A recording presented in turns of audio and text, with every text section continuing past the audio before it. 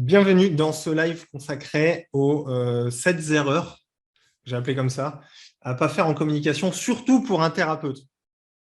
Alors, si j'ai précisé surtout pour un thérapeute, c'est que pour ceux qui ont vu le live sur le marketing la semaine dernière ou qui ont vu le replay, que je vous invite à voir, vous comprenez bien que nous, en tant qu'accompagnants, on ne fait pas la même chose que si on vendait des produits ou des choses comme ça.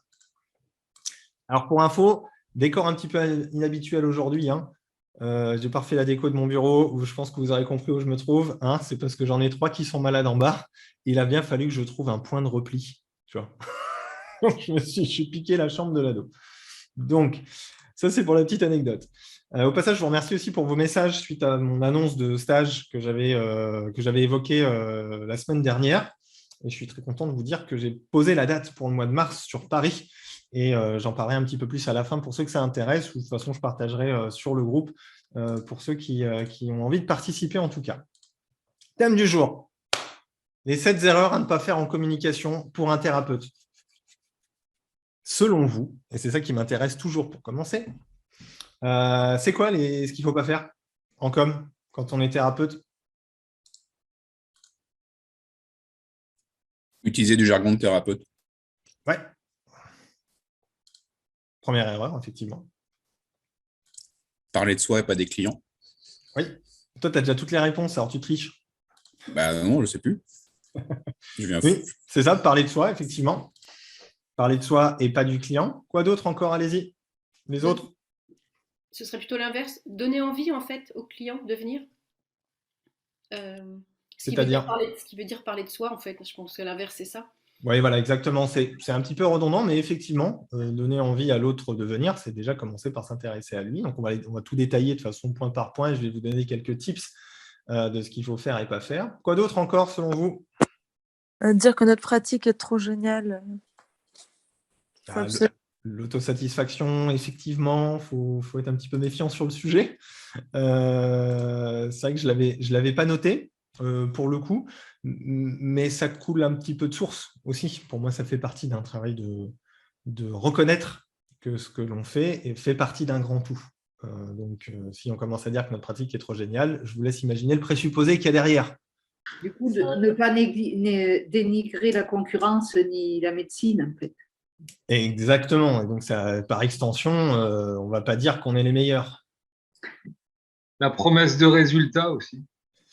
Promesse de résultat, on va en parler parce que ça, si tu as regardé les autres lives, ça va dépendre de qu'est-ce qu'on promet. Oui, effectivement. Quoi d'autre encore? L'erreur fondamentale, c'est de ne pas communiquer. Oui, bon, ok, celle-là, je vais la prendre, on va la mettre en méta. L'erreur, c'est de ne pas communiquer. Ça veut dire de rester planqué et d'attendre que les choses arrivent à soi. Ça, effectivement, on peut compter sur les vibrations de l'univers. Ça marche dans plein de trucs, plein de domaines. Mais pour remplir un chiffre d'affaires complet, ça risque d'être un petit peu limitant, surtout si tout le monde décide de faire la même chose et de communiquer en plus. Donc, la communication, effectivement, communiquer, savoir parler, savoir se présenter, être dans cette énergie d'ouverture.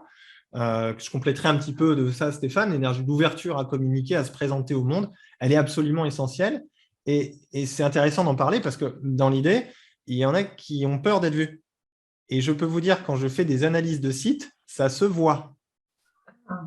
La photo est planquée, les boutons prendre rendez-vous, on ne les voit pas.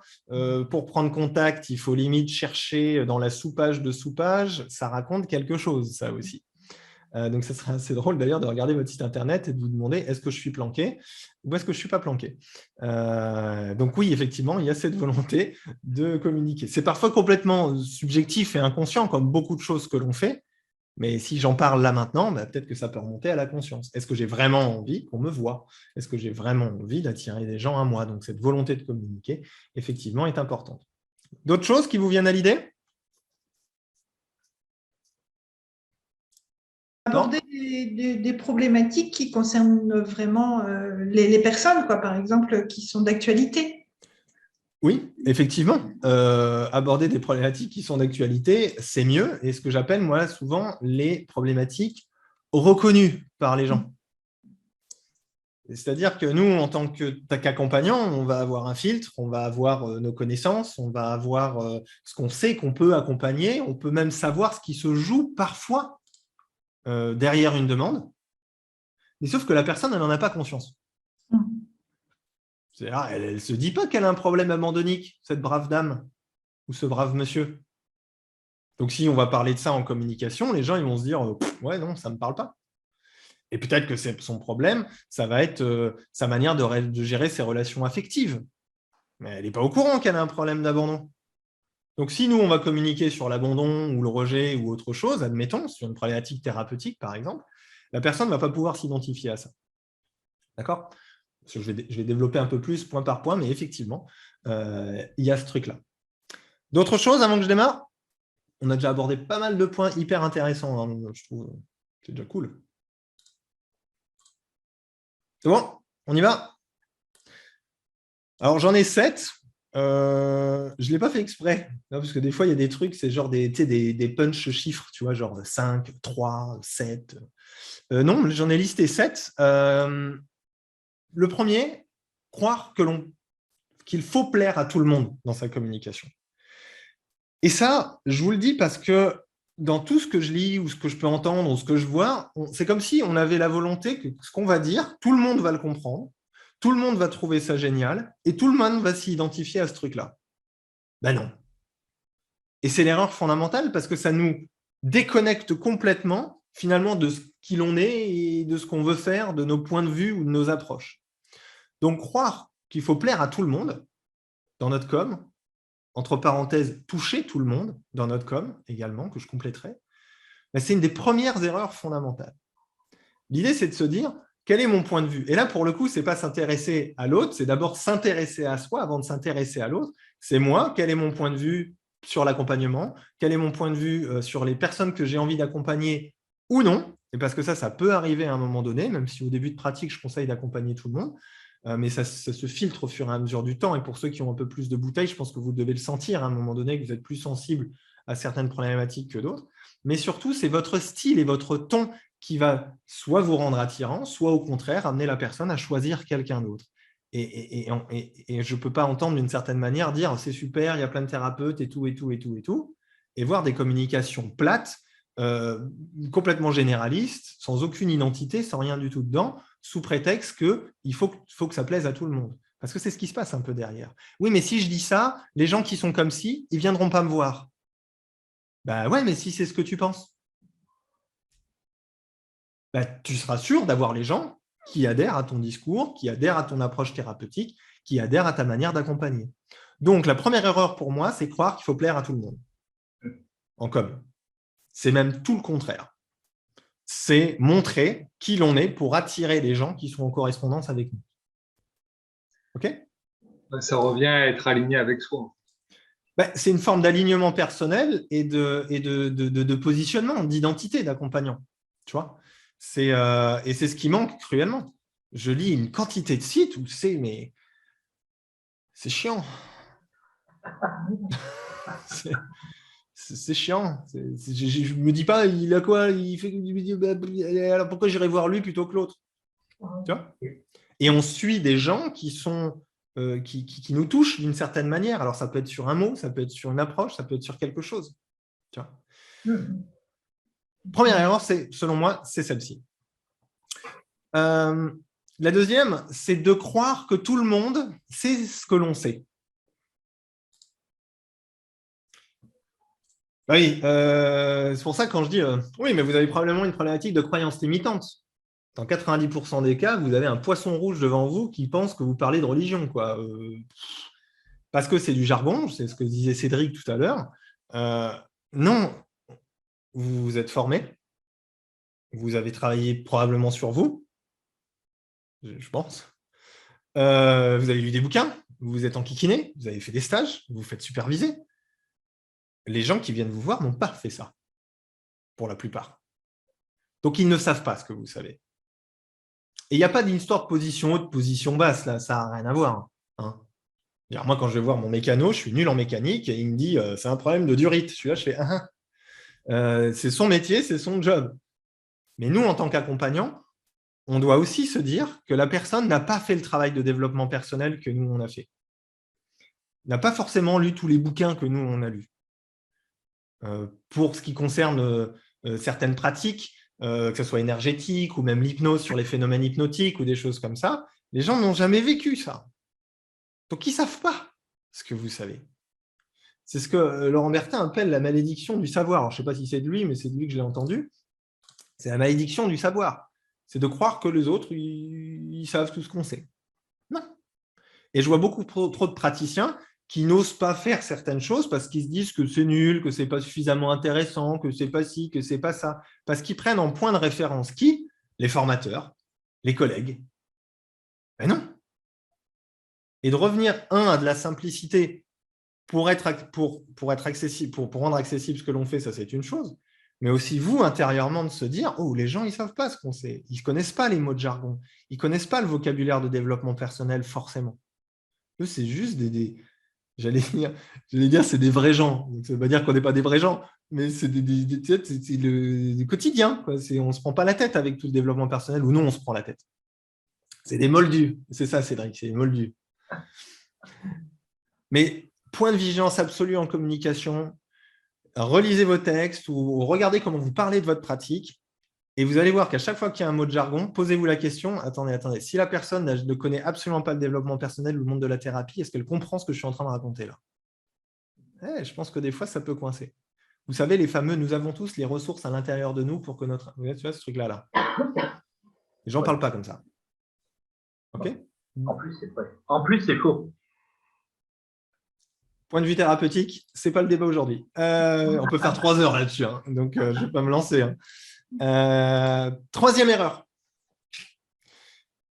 Faire ce qui marche chez les autres. Vous voyez de quoi je parle ou pas? Ah, lui, il a fait un joli texte, je vais écrire la même chose. Ah ben lui, son site, il ressemble à ça, je vais le faire comme ci. Ah ben lui, il a fait telle stratégie ou tel atelier, je vais le faire comme ça. C'est intéressant de s'inspirer. Je ne dirais jamais le contraire, c'est même ce que je prône. Intéressez-vous à ce que font les autres, mais développez l'esprit critique de ce que fait l'autre. En quoi ça me correspond? Et en quoi ça ne me plaît pas? Moi, j'ai un exercice que je donne souvent en coaching ou même en stage, c'est l'exercice tu vas prendre tous les gens que tu aimes bien suivre et tu vas faire la liste chez eux de ce que tu aimes et de ce que tu n'aimes pas. D'accord? Que ça soit sur la manière d'aborder un thème, sur un style d'accompagnement, ou peu importe quoi, d'accord? Et tu vas faire la même chose avec les gens que tu n'aimes pas. Donc, tu n'aimes pas suivre, lui est comme ci, lui est comme ça, il parle comme ci, il parle comme ça. Prenez et faire la liste de ce que vous aimez chez lui, ce potentiellement que vous trouvez intéressant, et ce que vous n'aimez pas. Et vous, c'est la synthèse de tout ça en communication. Sur votre manière de parler, votre manière de vous présenter, votre manière de structurer votre site Internet, votre manière d'aborder vos formations. Imaginons que vous voulez faire de la formation en ligne, c'est pareil. Donc, attention au copier-coller. Parce que le copier-coller ne sera jamais incarné et il se sentira. Ce ne sera pas vous, ça va se sentir en fait. C'est pas vous. Non, mais tu peux t'inspirer. Oui, c'est ce que j'ai dit. Ouais. Oui, c'est tout. Tu sais, quand je disais, tu regardes des gens que tu aimes bien, qu'est-ce que j'aime bien chez lui, qu'est-ce que j'aime pas chez lui, et de faire ce tri-là. Moi, j'ai pris plein de choses chez plein de gens. Hein. Tu vois, et on le fait tous. Et heureusement, parce que c'est le principe même de la transmission. Mais après, quand on communique, et c'est là où je pense qu'il y a vraiment ça, c'est quand on va synthétiser un petit peu tout ça et le retranscrire. Si ce n'est pas vous, et que c'est juste un vague copier-coller que quelqu'un a dit et qu'on bricole un petit peu de trucs comme ça, ça va se sentir, ça ne sera pas incarné, il n'y aura rien d'attractif dedans parce que c'est comme s'il y aurait une forme de dissociation dans votre communication. Donc, s'inspirer, oui. Faire ce qui marche chez les autres, non. C'est votre truc à vous qui va fonctionner. OK? Ça va la précision, Nathalie? Enfin, on dit la même chose en fait. Oui, non, ouais, on disait la même chose en fait. C'est cool. Alors bien sûr, la quatrième erreur, on en a parlé, j'en parle tout le temps et je ne vous lâcherai jamais avec ce truc-là, c'est parler que de soi, quoi, et de sa pratique. Le bon vieux site où on arrive, où il y a marqué « Salut, je fais de l'hypnose, je fais machin, je fais truc, je fais bidule. » Ok, super, on s'en fout. En plus, probablement que si la personne est arrivée sur votre site, c'est qu'elle a déjà recherché ce que vous faites. Donc, elle a déjà une petite idée de ce que ça pourrait donner et au pire, elle ira chercher quelques précisions. Mais dans la base de la communication, s'intéresser à l'autre, c'est faire quoi aussi? D'après vous, c'est faire quoi aussi? Oui, c'est l'écouter. Et puis après, pour pouvoir répondre à ce qu'il demande. Eh oui, c'est l'écouter et développer la curiosité. C'est-à-dire la curiosité de ne pas savoir pour l'autre. Ça peut paraître évident pour certains, c'est même naturel chez d'autres, mais mon Dieu, si je vous demande à tous ici de me dire c'est quoi ton job et de me l'expliquer, ça sera probablement dans beaucoup de cas très centré sur soi. Parce que justement, en communication, plus on va aller s'intéresser à l'autre aussi en amont de sa communication, en allant rechercher comment les gens parlent de leurs problèmes, comment ils le vivent, tout ce que j'expliquais dans le live sur le marketing la semaine dernière, c'est ça, c'est d'être curieux de l'autre pour qu'après, quand on va communiquer, on va pouvoir utiliser des mots que la personne, elle, utilise, on va pouvoir aborder des problèmes sous la manière dont elle, finalement, le vit à l'intérieur d'elle. Et aussi, dans ces approches de séance, en début de pratique, combien questionnent vraiment et combien partent plein but sur juste ce qu'a dit la personne. D'aller chercher, d'être dans la curiosité et surtout de sortir de ce carcan de je ne parle que de moi et je pense que je dois avoir un discours qui doit être compréhensible par tout le monde pour expliquer ce que je fais. Comprenez ça? Ça, je l'ai beaucoup développé la semaine dernière, mais ça fait partie des erreurs qui sont fondamentales et que je vois très, très, très, très souvent. Intéressez-vous à l'autre. Curiosité, vous créerez des liens de fou avec les gens. Si vous faites ça, quelqu'un que vous croiserez au café, si vous vous intéressez à lui, si vous l'écoutez vraiment, ça transformera véritablement aussi votre confiance en vous et dans votre légitimité. Parce que ce qui pose souvent les problèmes de légitimité, c'est qu'on se dit « Merde, je dois tout savoir ». Tu vois? Non. Non, on pose des questions. On s'intéresse à l'autre et vous verrez que vous aurez toutes les informations dont vous avez besoin. 5e point. 1, 2, 3, 4, 5. À mon sens, c'est une erreur. Je ne dis pas que tout le monde le fait, mais c'est une erreur qui peut arriver en communication, c'est le manque de générosité. C'est-à-dire qu'on va retenir l'info. On ne va pas tout dire. Ou on va se dire que si je dis ça, pourquoi il viendrait me voir après? Tu vois, j'entends beaucoup ça sur ce que je mets dans un stage, ou si je dois faire une vidéo, si je dois écrire un article, si je dois poster quelque chose. Il y a ce questionnement-là. Moi, je pars du principe, en tout cas, c'est ma manière de voir la vie et de voir les choses, que si on a décidé de faire ce métier-là, à un moment donné, c'est pour aider les gens. Alors, pourquoi pas les aider tout le temps? Pourquoi faudrait-il qu'ils payent uniquement pour qu'on les aide? Non. Pour moi, c'est un état d'être, c'est une approche. J'ai envie de vous filer un coup de main, je vous file un coup de main. Et si de toute manière, vous avez envie d'aller plus loin avec moi, vous savez où me trouver. Voilà. Pourquoi? Parce que c'est de base pourquoi on a décidé de faire ce métier-là et d'y revenir.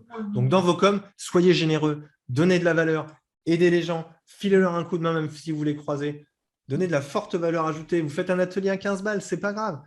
Soyez dans la générosité. Donner, ce n'est pas saturer. On ne va pas tout lui donner tout ce qu'on sait, mais d'être juste et dans cette générosité-là, dans sa communication. Et qu'on sente vraiment cette volonté que vous avez d'aider les gens, en fait. Et pas juste une vieille stratégie pourrie pour que la personne elle vous prenne votre séance, quoi. Ça jamais, c'est des trucs que je vous conseillerais de faire. Validé? Pour moi, celui-là, il est génial. Hein. Générosité, de revenir à cette générosité-là, ça change beaucoup de choses. Croiser quelqu'un, je ne sais plus qui me disait tout à l'heure en chat, là, mais croiser quelqu'un au café, je n'ai pas réussi à me présenter. Je n'ai pas réussi à... 1, tu t'es intéressé à l'autre. 2, est-ce que tu avais vraiment envie de l'aider par rapport à ce qu'il vivait? Dans l'instant présent, là, en face. Si vous reconnectez ce truc-là, probablement que ça sera beaucoup plus facile. Aussi de communiquer, et ça créera un lien très fort qui, probablement, peut amener à plus loin. Après. Okay. Parce que justement, excuse-moi, parce que justement, dans l'intention de ne pas vouloir vendre quelque chose, c'est beaucoup plus naturel et Et voilà, le lien se fait plus facilement. Si tu vas pas d'emblée, pas avec des gros sabots, mais avec l'intention de vendre, il se crée quelque chose. Ouais, ça déconne, c'est dissonant et nous, on est dans la relation humaine. Tu vois, enfin, je sais pas, on vend entre guillemets une relation en fait. Wow, et une relation, ça se vend pas en fait, ça se crée. Tout à fait. Et donc, c'est pour ça que communiquer, c'est entrer en relation. Et apprendre à communiquer, c'est revenir à la base de ce que c'est d'entrer en relation avec une personne. Moi, je vous partage mes valeurs et ma manière de voir les choses. Vous n'êtes pas obligé de les prendre dans l'idée. Mais c'est pour ça que d'être dans cette générosité-là de base, parce qu'on est accompagnant et qu'on se dit, ça n'a rien à voir avec syndrome du sauveur. Hein. Faites la différence quand même. Hein. C'est la générosité de vouloir aider les gens. Hein. C'est pas je dois aider tout le monde à tout prix pour soigner ma problématique d'abandon. Non, c'est pas le sujet. Là, on parle de générosité. C'est ouais, ok, je t'écoute, je suis avec toi. Je suis pas en train de me dire alors, si je lui dis ça, il va peut-être me prendre une séance. Non, sors de ça, on s'en fout. On aide et après, si ça doit se faire, ça vient naturellement. Après, il y a toujours une limite. C'est-à-dire qu'à un moment donné, on ne va pas lui faire une séance sur un coin de table. C'est de dire, bon, à un moment donné, tu ne veux pas qu'on fasse une séance, quoi. Mais parce que la relation se sera créée. Vous voyez l'idée ? Alors, le 6e, il est un peu redondant, mais pour moi, je l'ai mis parce que je veux l'appuyer quand même, c'est croire qu'il faut toujours dire la même chose. Je vais préciser, Nathalie, j'ai vu le... Ma caméra est à ce point-là. Mais non, mais j'étais en face de moi, j'y peux rien. J'en ai d'autres aussi. Hein. Je vous vois. Mais, Je sais que je suis très expressive. Oui, quand il y a un truc il y a des plis. Croire qu'il faut toujours dire la même chose, c'est les scripts. C'est le discours tout fait. C'est la page idéale sur mon site internet qui va marcher à chaque fois en fonction des problématiques. C'est le titre d'atelier parfait qui va marcher à chaque fois. Ça rejoint un peu faire ce que marche chez les autres, ça rejoint un petit peu tout, mais je l'appuie pour sortir de cette idée. En fait, ce qu'il y a derrière, là, c'est adaptabilité en fait, que je vous transmets. C'est d'être dans l'adaptabilité des personnes qui sont en face de vous, d'être dans l'adaptabilité des supports de communication que vous utilisez. Vous ne ferez pas la même chose sur Facebook que vous ferez sur Instagram. Vous ne ferez pas la même chose dans une conférence, dans un salon du bien-être que dans une conférence, dans une entreprise. Ce n'est pas possible, en fait. On a une qualité en tant qu'accompagnant, à mon sens, qui est l'adaptabilité par rapport à la demande client et la personne qui est en face de nous. Ben, autant s'en servir en com, nom de nom. Non ? Après, certaines personnes pratiquent avec des scripts, tout ce genre de choses, et ça, c'est OK. Moi, en com, ce que je pense, c'est que c'est important de s'intéresser à l'autre, ça vous l'avez bien compris. Donc, du coup, on est obligé de faire preuve d'adaptabilité et on ne peut pas avoir un discours préformaté pour tout le monde. Ce n'est pas possible, en fait. C'est un tueur de liens, ce truc-là. C'est comme si je draguais une nana toujours de la même manière, quoi. Je caricature à peine. Ah non, on fait quoi? On discute, machin, truc, qu'est-ce qui se passe? Tiens, on n'est pas là toujours avec. Alors, alors, j'ai 3 punchlines pour créer le contact, laquelle je vais prendre. Non, ça ne marche pas. On crée une relation, nom de nom. Et ça se fait aussi, naturellement. Parler de relations affectives dans l'exemple un peu maladroit, pas si maladroit que ça finalement, mais c'est pareil en fait. OK? Mais c'est toujours la même chose, faut y être vraiment très très vigilant, quoi. Sortez de ça et ça développera beaucoup plus votre curiosité et votre lien avec l'autre dans la communication. Après, vous allez me dire comment je fais mon site web. Parce que mon site web, il y a un texte et tout le monde va le lire. On est d'accord? Alors, comment je fais pour ne pas avoir un discours seul? C'est la limitation du site web. Et c'est là où il va falloir transmettre, à mon sens, sur vos sites web, des valeurs, une vision, une manière d'aborder un problème. Il va falloir élargir le spectre de la manière dont vous présentez, par exemple, telle ou telle problématique pour pouvoir avoir un discours qui peut également s'adapter en fait, au maximum. Mon prochain programme, créer du contenu sur Tinder. Alors, tu vas rigoler. Tu vas rigoler, mais on en a parlé avec un pote. Non, c'est tombé en workshop sur le révélateur à un moment donné, en van. Et du coup, tu lui as fait le même lapsus que tu viens de faire avec la problématique? Problématique. La problématique, ouais. Tu l'as pas fait C'est ça. parce que ça tombait à point nommé pour le coup. Excellent. Bah, il y a un marché de fou hein, sur Tinder. Hein. Laisse tomber. Hein. Comment optimiser son profil, comment accrocher en 2 phrases. Mais ça existe déjà, ça. Bah oui, ça existe déjà. Ça existe déjà. Ok, 6e point. Croire qu'il faut. J'ai fait problématique. C'est vrai? Ah, génial. J'ai pas fait gaffe. Excellent. Dernier point. Là aussi, qui regroupe un peu, mais où j'ai envie de vous amener sur un peu un leitmotiv de votre développement d'expertise, qui est ne pas suffisamment connaître sa cible. Ça veut dire un peu de suffisance dans votre manière, un peu de suffisance dans votre connaissance de ce qui se passe chez les gens. Typiquement, quelqu'un qui a des problématiques d'addiction ou quelqu'un qui a des problématiques de relationnel, certaines peurs ou ce genre de choses, c'est d'aller creuser, de continuer à être dans cette curiosité de qu'est-ce qui se passe chez les gens. Et ça, vous pourrez l'acquérir vraiment si vous faites tous les points que j'ai évoqués précédemment, finalement, c'est-à-dire d'être en lien avec la personne, de s'intéresser à elle, etc., etc. Mais l'erreur qu'on peut faire en com, c'est d'être suffisant. Et que des fois, on voit une page de vente qui va traiter un angle de la problématique. Je présente comment je gère l'arrêt du tabac. Il va y avoir un angle que vous allez considérer comme l'angle principal, mais occulter peut-être un spectre plus large. Et ça vient aussi avec l'expérience, ça vient avec le temps. Vous ne pouvez pas l'avoir dès le départ. C'est pour ça que je l'ai mis en dernier point, ce truc-là. Mais c'est d'être toujours, à mon sens, dans cet objectif de continuer à développer votre expertise, votre curiosité de l'humain, de comprendre ce qui se passe.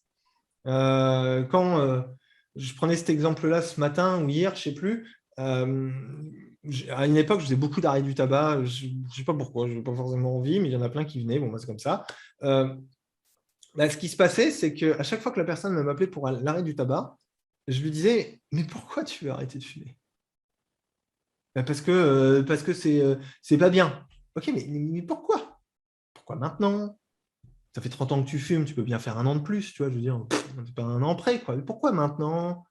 Qu'est-ce qui se passe? Et d'aller dans cette curiosité-là et de voir au fur et à mesure des réponses que les gens vous donnent, vous en faites 1, 2, 10, 20, 30, 40, vous allez voir que probablement qu'il y a plusieurs possibilités derrière une formulation. Et plus vous allez affiner ça, votre connaissance de ça, donc ça, comme je vous dis, ça se fait avec le temps, hein, vous ne pouvez pas l'avoir dès le départ, c'est impossible. Et plus vous allez voir que dans votre communication, vous serez plus fin, vous serez plus à l'écoute, vous allez toucher plus facilement. Vous voyez ce que je veux dire? Non? Oui? Oui? Bon. Je cherche de la validation quand même. Je veux du yes set là. Mais donc c'est vraiment pour moi cet aspect qui est absolument essentiel, c'est de ne pas être dans cette suffisance. Donc, si j'ai envie de vous dire des qualités à développer pour être un bon communicant et à mon sens un bon praticien, parce que pour moi les deux sont liés. Hein. C'est développer votre capacité à communiquer, c'est devenir à mon sens un meilleur accompagnant. Parce que la base fondamentale, c'est de connaître l'autre, de s'intéresser à l'autre, de développer de la curiosité, de la générosité envers l'autre, un petit peu d'humilité aussi, hein, par moment, parce que même si on vient chercher une personne d'autorité, quand on va voir un thérapeute, on reste des humains à peu près au même niveau, sauf que nous, on a peut-être ça d'avance parce qu'on a lu un peu plus de bouquins et qu'on s'est formé, ça s'arrête là. Hein. C'est tout. Et c'est ce qu'ils viennent chercher chez nous, comme moi, je vais chercher l'expertise de mon garagiste auprès de sa durite. Hein. Pourtant, on est comme ça. C'est OK sur ces 7 points? Est-ce que vous avez des questions, des remarques? J'ai vu des choses dans le chat, à part le créer du contenu sur Tinder.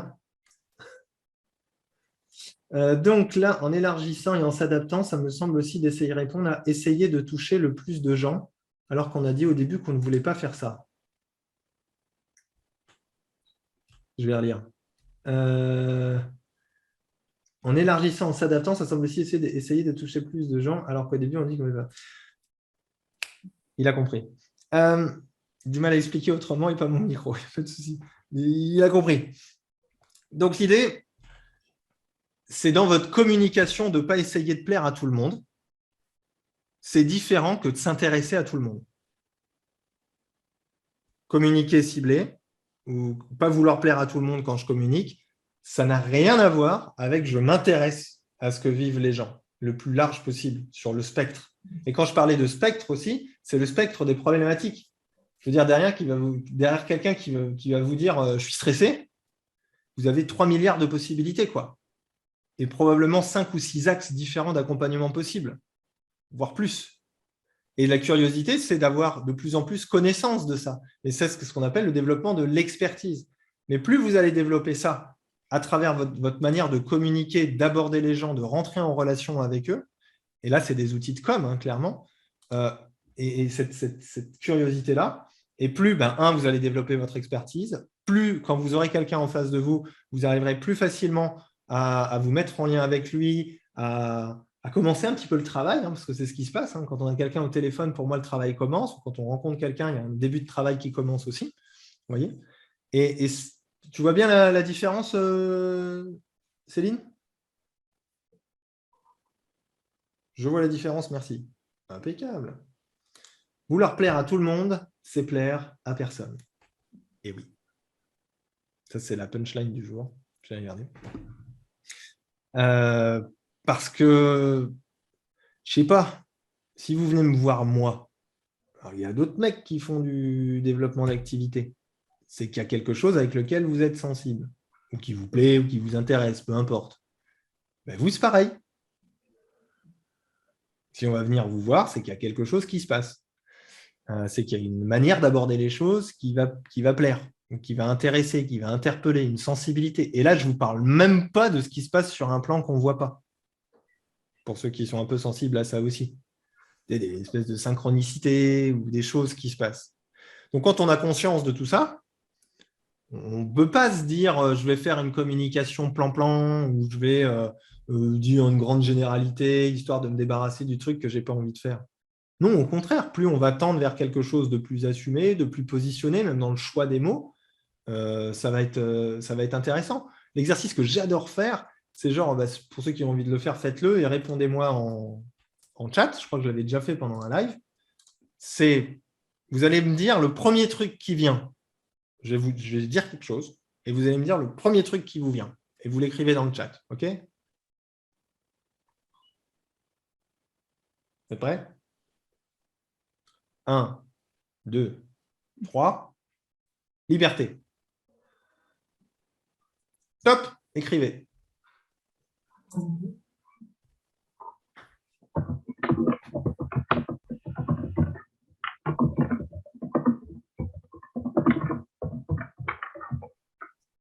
Je couperai ton micro, Steph. Brevart. Tu as bien raison, Cédric. Donc, vous voyez bien qu'on est 30 là. Il y a des mots un peu différents qui sortent. Alors, imaginez sur stress. 1, 2, 3, stress. Premier mot qui vient. Purge.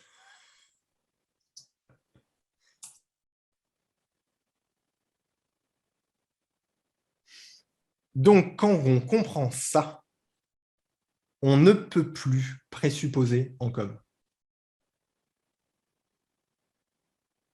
On ne peut plus. Ce n'est pas possible. Et plus vous allez développer la curiosité de savoir quelle est… Parce que si on regarde bien, on pourrait presque commencer à faire des catégories. Alors, il y en a qui sont plutôt là-dedans, il y en a qui sont plutôt là-dedans, et il y en a qui sont plutôt là-dedans. Et c'est là qu'on commence à pouvoir, en communication, aborder plusieurs choses. Tu vois ? Par exemple, l'arrêt du tabac, il y a certaines personnes, ça va plus être la peur de reprendre. D'autres, ils n'ont pas envie de reprendre. Pour d'autres, ça va être le sentiment de ne pas arriver à gérer son stress, par exemple. Pour d'autres, ça va être de s'occuper les mains.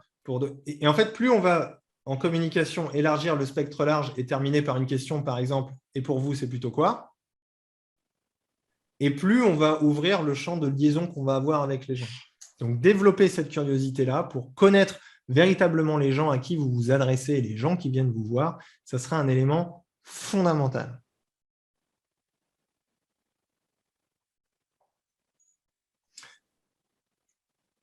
D'accord ?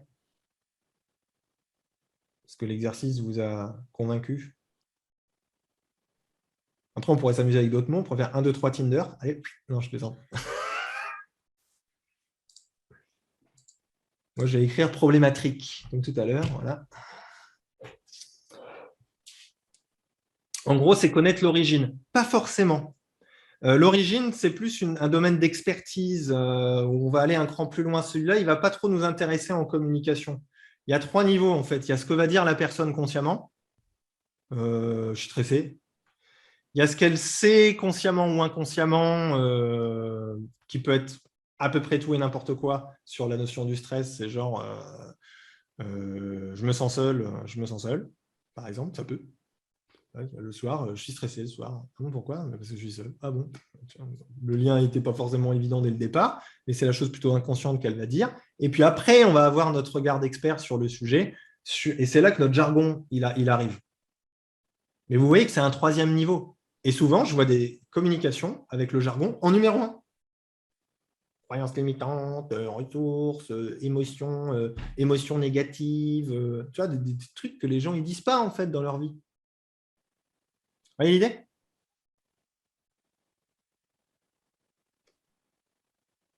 Oui. Cool.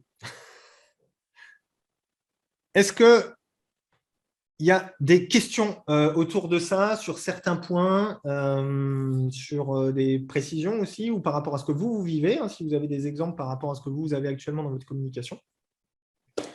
Dites-moi ce que vous en pensez, ou partagez-le moi, si vous osez. Oui, moi aussi, j'ai un non-verbal expressif. Vous comprenez pourquoi les coachs business me sortent par les yeux maintenant.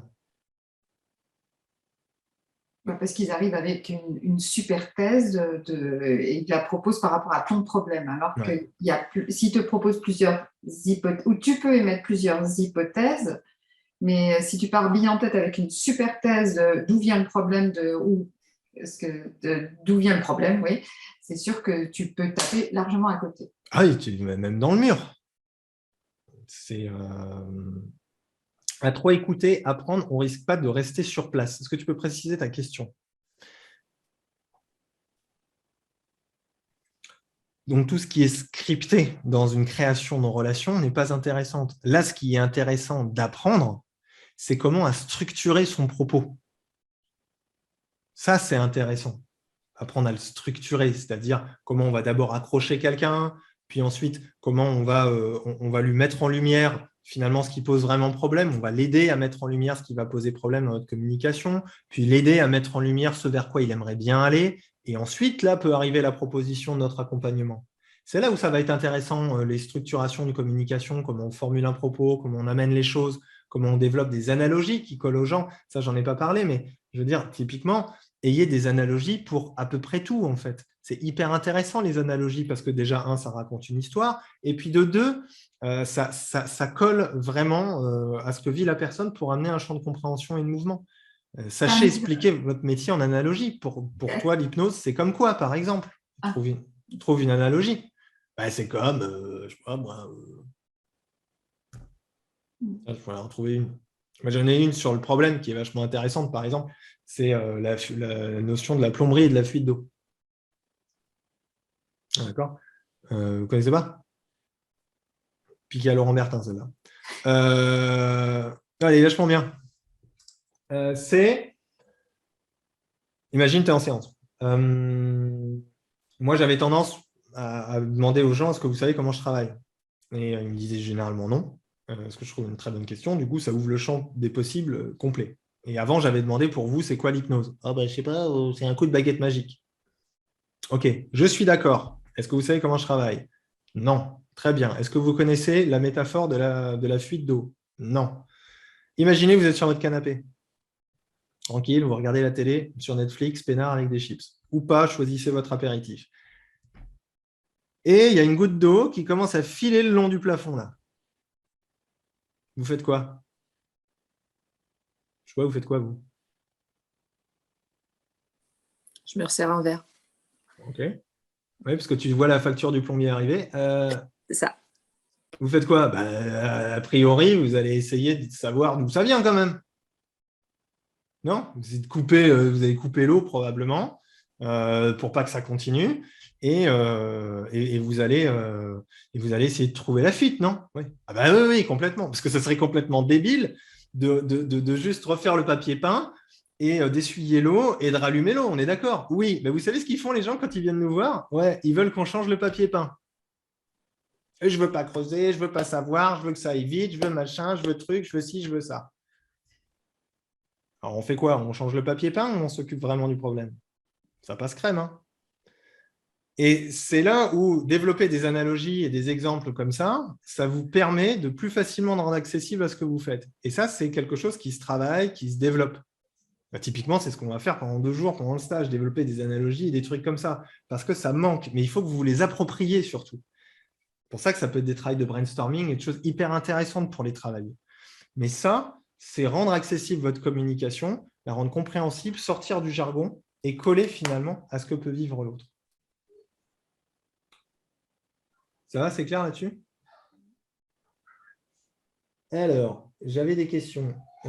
J'arrive. Attendez, oulala, c'est parti en vrille là. Il y en a trop. Je ne vois pas comment dire la personne. Alors attendez, il y a même du Tinder là-dedans. Alors ça part en vrille complètement. Alors à trop écouter et apprendre, on risque de ne pas rester sur place. Donc ça, c'était là, j'avais besoin d'avoir plus de précision. Tinder, d'accord. Je ne vois pas comment dire à la personne comment on va l'aider sans utiliser de jargon. Facile. Les éléments de jargon, c'est quoi? Croyance limitante? Reformule pour qu'un enfant de 8 ans puisse le comprendre. Ce n'est pas un exercice facile. Hein. Je n'ai pas dit que c'était facile de communiquer. Mais si vous vous prenez la tête maintenant à faire ça et que vous avez remplacé croyance limitante par une phrase, un mot, quelque chose, et on veut souvent remplacer le mot par un autre mot, expliquez des fois. Croyance limitante, c'est quoi? Il y a plein de gens, ils se disent je ne suis pas capable, ou j'y arriverai pas, ou je suis moche, ou personne ne se dit ça. Hein. Vous, c'est plutôt quoi? Et ils ont compris tout de suite ce que c'est une croyance limitante. Vous savez, ces messages-là, c'est des trucs qu'on a à l'intérieur de nous, et c'est comme s'ils nous tenaient. Ils nous tenaient. Et moi, mon job, c'est de vous aider à vous raconter une autre histoire. Une histoire plus sympa qui vous évite à chaque fois que vous vous retrouvez dans la glace ou sur votre balance de vous dire je ne mérite pas d'être aimé. Bon, si c'est calibré avant, je suis allé un peu vite. Mais tu vois comment on reformule une croyance limitante? Des fois, c'est en l'expliquant avec des mots simples. Une croyance limitante, un mot de jargon. Mon problème, c'est peut-être de me livrer à travers les mots. C'est-à-dire, Barbara, je n'ai pas compris. Il faut faire en vocal, après ça devient compliqué. J'adore t'écouter, pourtant je ne me lance pas, mais tu m'inspires comme beaucoup de personnes. Ah, c'était ça, à trop écouter, on apprend et on risque de rester sur place. Oui, iPhone 2, je ne sais pas comment tu t'appelles. On écoute, on s'inspire, on trie et on bouge. Moi, je suis très heureux quand les gens mettent des œillères, c'est-à-dire qu'ils arrêtent d'écouter, ils arrêtent de boire les paroles de certaines personnes, que ce soit moi, des formateurs ou n'importe qui. Moi, pareil, moi je suis des gens, des fois j'ai l'impression, je me dis, là je suis dans une phase d'apprentissage et de prise d'information, c'est important, parce qu'il en faut. Pause, œillère, je fais le tri, j'avance avec ça. Je vois comment ça marche et je me réinspire. Et on fait tout ça à un moment donné. Les gens qui continuent à s'inspirer et à suivre des gens longtemps et qui ne passent pas à l'action, là, il faut arrêter de regarder et il faut se mettre en mouvement. D'accord? Non? Enfin, je sais pas, on fait tout ça à un moment donné. On écoute, à un moment donné, on lâche et puis on avance, non? Non? Oui? Bon. Donc ça, c'était pour répondre à iPhone 2. Ok, excusez-moi, il faut que je lise. Je vais prendre un modérateur de chat maintenant. J'arrive à parler de ce que vit la personne, mais pas de mes outils dans le langage commun. Oui, ça se travaille. Il n'y a pas de secret, en fait. Le j'arrive pas, moi, je le traduis par tu l'as pas bossé. Tu t'es pas pris la tête, sur une feuille, comme ça, en train de te dire machin. Parce que le j'arrive pas ou c'est trop dur, je le comprends. Je n'ai jamais dit que c'était facile. Moi, ça fait des années que je fais ça. Hein. Et la première fois, je me suis trouvé comme un devant la personne et je ne savais pas aligner 3 mots, quoi. Mais pas aligner 3 mots. En plus, moi, quand j'étais gamin, j'étais timide, alors laisse tomber, quoi. Donc, du coup, c'est là où c'est le j'arrive pas à parler, c'est qu'est-ce qui me manque. D'accord ? Et parfois, ce qui manque, c'est de la simplification de langage et de travailler sur la simplification de langage. C'est se poser les questions sur des analogies. Comment je pourrais me présenter ? C'est j'ai un enfant de 8 ans devant moi. Comment je lui explique nom de nom ce que je fais ? C'est un excellent exercice, ça, le 8 ans en face. Et parfois, c'est de la peur. On n'avance pas parce qu'on a peur. Alors après, ça, c'est autre chose. Là, on va taper légitimité, on va taper toutes ces choses-là. On va taper des choses plus… parce qu'on met un enjeu derrière. Mais si l'enjeu, c'est aider l'autre, d'être dans la générosité, de créer un lien, d'être sympa, il n'y a pas d'enjeu de « je dois absolument aider l'autre et il doit absolument venir me voir en séance ». Et en plus, vu qu'il me paye 80 balles, en plus, je dois avoir des résultats. Non, on n'est plus… Quand on est là-dedans, oui, on est figé. C'est évident. C'est pour ça que je vous parle de générosité. C'est pour ça que je vous parle de curiosité à l'autre. Pour ça que je vous parle qu'il n'y a pas d'enjeu en fait, à créer une relation, finalement. Alors, au début, c'est un petit peu difficile. Je ne dis pas que c'est facile, mais je dis juste que c'est la chose vers laquelle je vous invite à tendre si vous vous sentez un peu bloqué par rapport à ça. Céline, je suis d'accord entre généreux, partagé, etc. Oui, je n'en suis pas là, mais je me dis que quand au début et qu'on veut avoir du monde et qu'on lutte un peu, peut-être qu'on se dit que partager dans nos coms peut faire que les gens se contentent de ça sans prendre rendez-vous, car plus besoin, même si je vois bien qu'on est thérapeute pour aider à la base, oui, 100%. Et j'ai l'impression d'être le mec dans « Tout le monde s'en fout ». Je ne sais pas si vous avez vu ce truc-là, qui lit les commentaires un peu comme ça, je splash à la fois. Mais peut faire les gens se contentent de ça sans prendre rendez-vous, car plus besoin. Je vais partager, je n'en suis pas là. Et quand au début, on veut avoir du monde, mais qu'on lutte un peu, peut-être qu'on se dit que partager dans nos coms. Oui, je pense qu'au début, quand on a un petit peu du mal, être simplement dans le partage, dans la générosité, c'est simple en fait. Vous revenez à une base, tout simplement de générosité, en enlevant l'enjeu de développement pur commercial, en fait, d'activité ou de business. Moi, j'ai la croyance que ça apporte probablement plus de monde que l'inverse. Après, c'est le point de rupture de à quel moment je propose la séance. Et c'est là où des fois, ça peut être difficile. Parce qu'on va se dire, bah là, c'est me vendre. Bah non, c'est peut-être proposer à ce que la relation elle aille plus loin. Je reprends mon analogie un petit peu maladroite de tout à l'heure, mais comment tu passes du flirt du début à… Bah, c'est pareil. Oui, A priori, pas avec cette expression-là sur le visage, à mon avis. On monte. Non, ça ne marchera pas. Tu vois, non. Ça ne marchera pas parce qu'il n'y a pas eu de création de lien avant. Et c'est pour ça que quand le lien s'est créé avant, que ça s'est bien passé, c'est presque naturel en fait que ça se fasse. Que la personne se dise « Ah, j'aimerais bien que tu m'accompagnes. » Tu vois ? Ça vient à un moment donné, ça. Et c'est ça qu'on cherche à créer finalement. C'est à créer ce lien de confiance en étant vraiment dans cet état d'esprit-là pour que derrière, finalement, le passage à l'action de la séance, il soit fluide en fait. Vous voyez l'idée ? En tout cas, c'est cet état d'esprit que j'essaye de vous transmettre. Je n'arrive pas à suivre le chat, je suis désolé. Du coup, 2 façons différentes de communiquer en fonction d'une com en face à face et une com à distance. Oui, alors, à distance et en face à face, l'idée, c'est d'arriver à coller au maximum à distance au face à face. Donc, ça veut dire, c'est comment je peux créer la confiance à distance sur des choses passives. Et on peut être dans cette générosité-là. C'est pour ça que de la création de contenu, faire des articles, faire des posts ou ce genre de choses, pour créer la confiance, créer la relation, peut être intéressant. Avoir 1 ou 2 articles sur son site Internet, ça peut être très intéressant aussi. De s'adresser à la personne qui lit votre page du site, ça peut être très intéressant aussi pour créer la confiance. Vous voyez ce que je veux dire ?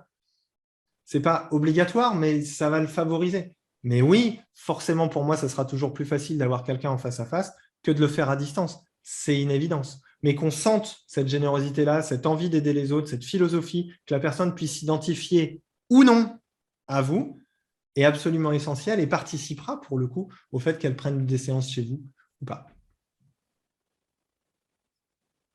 Ça va là-dessus? Ça marche pas Aurélie, ça marche pas ça. Non, c'est bizarre ça. Non. Maintenant, tu vois que le lien est créé. Ah, comme quoi, on peut raconter n'importe quoi. Mais tu vois, ça, c'est un truc tout fait. Quand je disais faire pas ce que chez un autre, ça va peut-être marcher. Brad Pitt, demain, il arrive, il te fait bah, ça va peut-être marcher chez lui. Bah, chez moi, peut-être moins. Là, bon, on passe à autre chose. Je parle de protocole en général, genre deuil pour couper le passé. J'ai du mal à suivre le chat, c'est difficile, je suis désolé, parce que j'ai plusieurs trucs. Notre vision du monde, croyance. Ça, c'était, je pense, pour les mots. J'ai trop de messages, je suis désolé. Il faut que la souffrance soit assez forte, comme dit Laurent, le fameux putain, il y en a marre. Oui, effectivement, c'est pour qu'on paye, pour changer quelque chose, à un moment donné, il faut qu'on en chie, quoi. Je veux dire, il y a plus de chances que ça soit ça que le côté je me ferais bien du bien, tiens. C'est plus rare. C'est dans notre métier, je parle dans notre métier d'accompagnant ou ce genre de choses. Sur d'autres pratiques comme du massage ou ce genre de choses, là, probablement qu'on va pouvoir axer sur une maximisation du bien-être ou ce genre de choses. Là, ça sera intéressant. De l'hypnorelaxation ou même dans la sophrologie ou dans d'autres pratiques, ça sera intéressant d'axer sur une maximisation de plaisir ou une amélioration de bien-être. Dans tout ce qui est thérapeutique, c'est quand ça fait bobo qu'on va voir quelqu'un. Et d'ailleurs, on ne se retient plus. Je ne sais pas vous, si vous avez vécu déjà des choses très, très lourdes et qui vous font très, très mal, à un moment donné, vous ne cherchez même plus à comprendre. Il vous faut quelqu'un pour vous aider et peu importe ce que ça coûte, quoi. J'ai encore eu le cas il y a 2 jours, une cliente qui, alors je refais un peu de la séance en ce moment, j'avoue, qui n'en peut plus, séance, c'est parti, quoi. Je suis tout le temps dans le process écoute, j'écoute, je trie, j'avance, mais je bug en communication sur moi. C'est tellement alchimique et variable selon la personne que je reçois. Et oui, des fois, il y a des choses qui se font, et des fois, il y a des choses qui ne se font pas. Ouais, ça bouge tout le temps, en fait. Question de feeling de confiance. Je suis obligé de lire. Donc, quand on débute sur Insta ou Facebook, par exemple, on donne avant de dire « je vous propose des séances ». Je pense qu'on peut proposer tôt des séances à partir du moment où la valeur de ce qu'on propose est très forte. Si vous êtes dans la générosité, que vous filez un gros coup de main, des gros tips, qu'on sente en fait que vous avez envie d'aider les autres, ça vient plutôt naturellement, tu vois. Je pense que les gens, après, ils viennent vous voir s'ils ont vraiment envie d'aller plus loin. Tu vois, moi, je suis quand même assez convaincu qu'à un moment donné, si la relation de confiance se crée, ça y va, quoi, derrière. Mais c'est cette relation de confiance qui nécessite d'être créée. Après, il y a aussi l'aspect de la communication de quelqu'un qui recherche un praticien spécifique sur quelque chose. Et là, il ne va pas plus se prendre la tête que ça. Ça va se jouer sur l'ambiance de votre site, le tarif ou la photo, quoi. Et puis, poum, parce qu'il voulait chercher telle pratique-là et il ne va pas aller chercher beaucoup plus loin. Mais ceux-là, j'ai envie de vous dire, ils ne sont pas très intéressants par rapport à ce que je vous dis aujourd'hui. Parce que ceux-là, ils vous cherchent, ça correspond, ils vous prennent, basta, vous n'avez pas besoin de créer une relation. Mais je pense que cultiver cette idée de créer la relation, d'être dans la générosité, sur le long terme, dans votre réseau aussi autour de chez vous et toutes ces choses-là, ça portera plus facilement ses fruits sur le long terme. C'est ce que tu dis aussi sur le fait de planter des graines. Je pense que ce qu'on donne sur notre com, c'est aussi ce qui fait que le jour où il y a un besoin, où il y a le putain, j'en ai marre, et ben les gens ils vont se souvenir qu'on est là, quoi. Exactement. C'est l'objectif, tu as tout à fait raison, Aurélie, c'est là. L'objectif, c'est ça. C'est qu'au moment où ils ont besoin, c'est vous qui ont dans la tête. Quand on est sur des réseaux sociaux ou sur du blogging ou ce genre de choses. D'accord.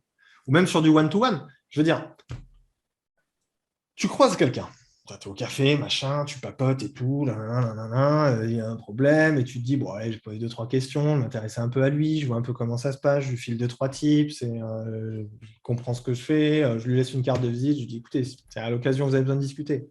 Allez, appelez-moi. Allez, bonne journée, au revoir. À qui il va penser demain s'il a un problème ou s'il connaît quelqu'un qui a un problème? À toi. Tu auras juste été dans la générosité. Hop, merci, au revoir. Et c'est cet état d'être, en fait, que j'essaie juste de vous transmettre. Je ne dis pas qu'il faut le faire tout le temps, sinon on devient des machines à aider tout le monde tout le temps. Mais c'est quand le feeling se passe, en fait. Et ça, c'est comme un date. Quand le date, il est là, quoi. Tu vois.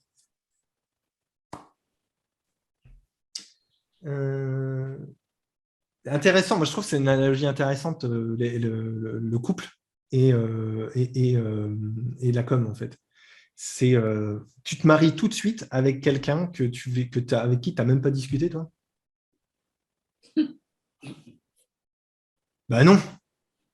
Donc, quand on vend un stage une semaine, machin, tralala, 2000 balles, et qu'on ne connaît ni d'Adam ni d'Ève, les gens, ils ne savent pas pourquoi ça ne remplit pas. Ben oui, je ne vais pas me marier avec toi, on n'a même pas discuté. Et c'est ce processus de création du lien qui amène à un engagement plus fort au fur et à mesure. Donc, pour ceux qui veulent faire des stages, qui veulent faire des trucs, etc., il faut prendre conscience de cette notion de création de confiance et de relation qui amène à s'engager plus fortement avec les personnes. À la différence que dans notre métier, on peut bénéficier des recommandations, contrairement à l'analogie du mariage.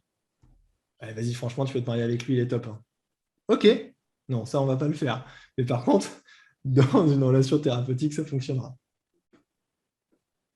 D'accord? Mais c'est juste pour illustrer ce côté de construction de la confiance.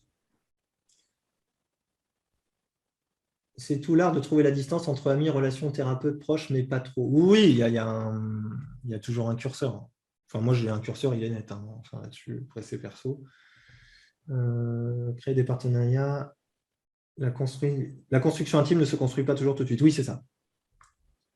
C'est ça, le couple, c'est créer une relation de qualité. Oui, je pense qu'une relation thérapeutique également. Plus la relation thérapeutique est de qualité, plus il y a de fortes chances que la personne elle aille vers son changement. Moi, c'est ce que je prône, c'est de servir de la communication, voire même du marketing carrément, pour créer des relations fortes avec nos clients. C'est tout ce que j'essaye de vous enseigner. Et pas le bullshit qu'on vous dit hyper scripté, structuré, et qui vous dit qu'avec ça, vous aurez plein de clients. Je ne dis pas que ça ne marche pas. Je dis qu'on peut faire ça, mais faites-le avec aussi ce que je vous raconte. Quoi. Si vous décidez d'aller sur des trucs un peu bourrins, tout ça, pourquoi pas? Mais je pense que la base, elle est quand même un petit peu autour de ça, dans la durée, dans la construction de notre activité. C'est OK? Oui?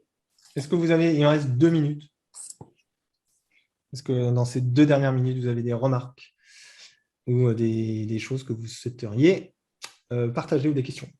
Précision. Partager dans la générosité, puisque j'étais venue sur un chat il y a un petit moment où je n'avais pas pu assister au live. J'avais une idée d'une rencontre publique. Et pendant longtemps, je me suis posé la question, je vais payer l'entrée, je ne vais pas payer l'entrée. Donc, ça a lieu la semaine prochaine et c'est gratuit. Et c'est chouette, ça se présente bien. Cool, super. Ouais. Joli partage. Événement gratuit, des participations libres. Surtout quand tu n'es pas trop au début, c'est les premières fois, c'est super, tu vois. C'est bravo. Ah, c'est une première. Donc, ouais, voilà. Bon, un petit peu comme ça. Ah, mais oui, mais c'est normal. Généralement, ça se passe bien. Non, mais c'est bien, je viens prendre un ou deux trucs, là, les analogies, pour expliquer l'hypnose avec des mots simples, voilà. Et c'est vrai qu'on avait fait un premier déroulé, parce que je co-anime avec une ostéopathe, et quand on a relu chacune notre truc, elle me dit « Ah, c'est un peu technique ton truc », et moi, quand elle est passée côté ostéopathie, je lui dis « Ah, mais non, là, c'est ton jargon, là ».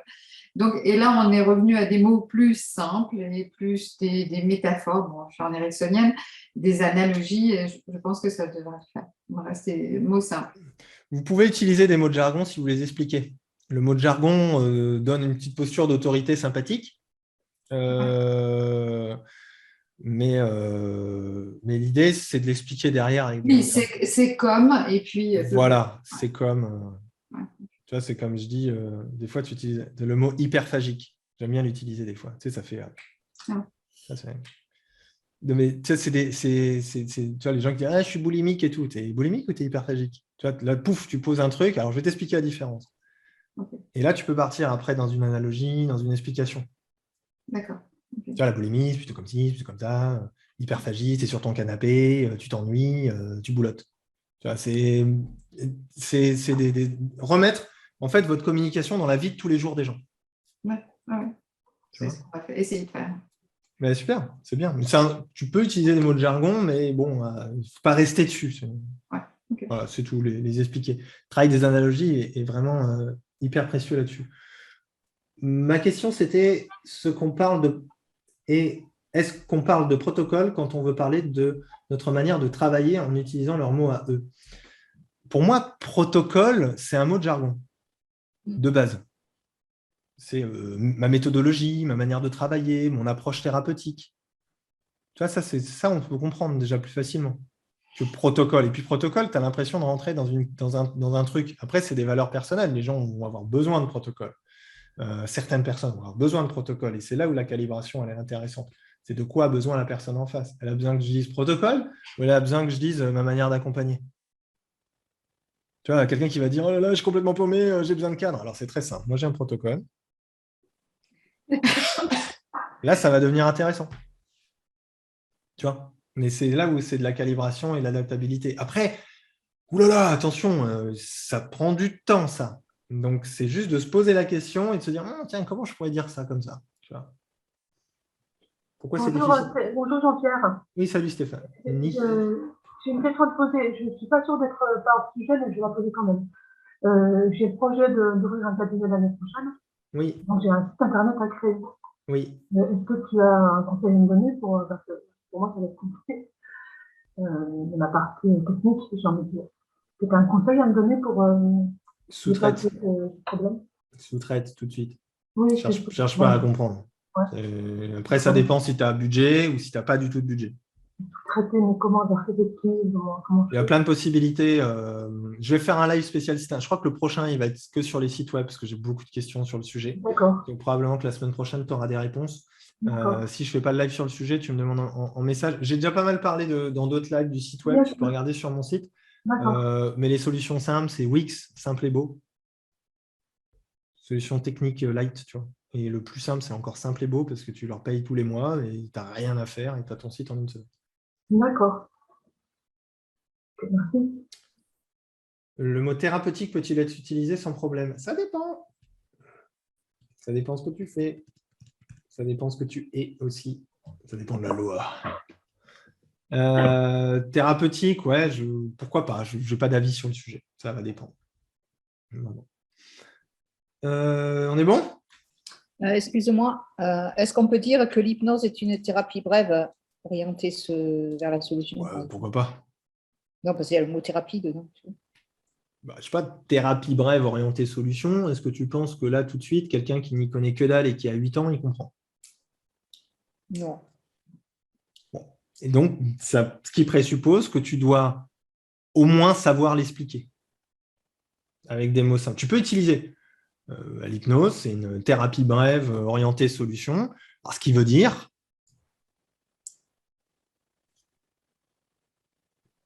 quoi? Oui, ça veut dire que voilà. Ça veut dire que on a un accompagnement qui nécessite pas forcément énormément de séances. Ça va dépendre des gens. Pour certaines personnes, on va tourner autour de 3-4 séances sur certaines problématiques. Pour d'autres, ça va être plus long. Pour d'autres, ça va être plus court. Donc, c'est pour ça qu'on parle de thérapie brève. Et pourquoi on parle de thérapie? C'est qu'on va venir travailler sur des problématiques émotionnelles, des problématiques comportementales. Donc, c'est cet aspect thérapeutique-là, c'est-à-dire de transformation d'un état dans lequel on ne se sent pas bien vers un état où on se sent beaucoup mieux et libéré de ce qu'on avait. Pas sûr que ça passe avec un enfant de 8 ans, ça. Ouais, mais là, bon, à 8 ans, alors, c'est l'histoire d'une voiture. À 8 ans, je lui dis, tu sais quoi, moi, j'aide les gens à jeter les mauvais souvenirs à la poubelle. Merci, super analogie. Voilà. Alors, il y a des présupposés. Qu'est-ce qu'il a dit? Il a dit, j'aide à jeter les mauvais souvenirs à la poubelle. Et après, bon, comme tu as un adulte en face de toi, tu peux réétoffer un petit peu derrière, mais le présupposé de d'abord revenir sur 8, ça aide vraiment à éliminer beaucoup de mots de jargon, tu vois.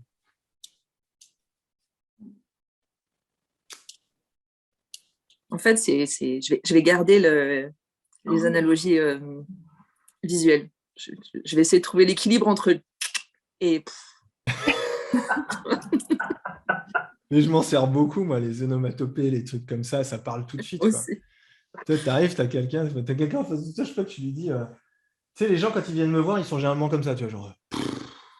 Et donc, du coup, tu peux embrayer. En fait, c'est là où ta propre identité et ton propre style, je disais, faites pas ce qui marche chez les autres, c'est là. Tu vois, là, j'adore que tu me dises, je vais m'approprier ce truc-là et puis je vais le faire avec mon style. Tu vois. C'est OK? C'est pas pour rien que je me suis dit que j'allais faire un stage sur le sujet, parce que justement, tu t'immerges dans le truc et tu sors ton truc à toi, quoi. Et c'est ça qui est important. D'arriver à lever les objections aussi, ça on n'en a pas parlé aujourd'hui, tu vois, mais c'est des choses sur lesquelles c'est absolument indispensable d'y travailler, quoi. Quelles sont toutes les objections clients possibles, les peurs qu'il y a derrière, et comment je les fais sauter avec des analogies. Si vous n'avez pas cette bibliothèque-là dans la tête, c'est compliqué, parce que vous n'allez pas oser communiquer. Parce que vous allez dire, ah ouais, mais s'il me dit que l'hypnose, c'est un truc de charlatan, je fais quoi? Ben oui, il faut savoir y répondre quand même. Charlatan, quelle peur derrière? Qu'est-ce qu'on a comme peur derrière charlatan? Tiens. Perte de contrôle, ouais, probable. Qu'est-ce qu'on a? Crédibilité, autorité, donc inconnu, donc besoin d'être assuré. D'accord, ok. Et là, on va communiquer non plus sur l'objection, comme on fait tous. Non, ce n'est pas un truc de charlatan, parce que non, on va communiquer sur les peurs. Et on va rassurer les peurs. Et ça se travaille. Il n'y a pas de secret. Hein.